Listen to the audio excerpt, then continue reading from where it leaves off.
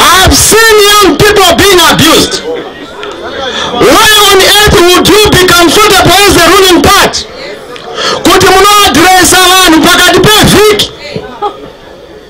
Marongera makaadresa musi weMonday. Masvingo makaadresa musi weFriday. Manikalend makaadresa musi weWednesday. Muchiadresa vana vechikoro. Muchiadresa mayuth asina basa. Amakati chakupai 2.2 million jobs.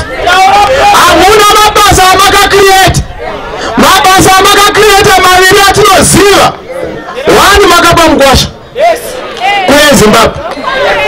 One. Rechipiri makapa muzukuru.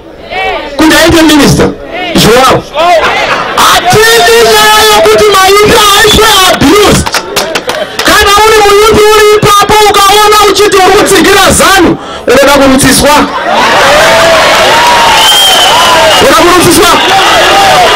Unoda kurutsiswa. Chiisa mama chiisa. Chiisa mama chiisa. Saka 2018 is a year. Yere chidiki. 2018 is a year of the young people of Zimbabwe.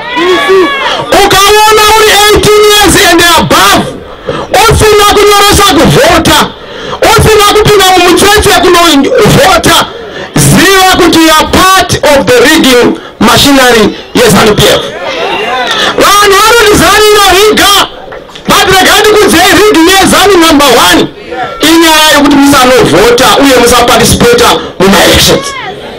So once more participate muma-elections neuwandu, gudo richero rikabase mumunda, pane parinozoka kuti narazvimbirwa rigovata mumunda woriwana uri mumunda mako.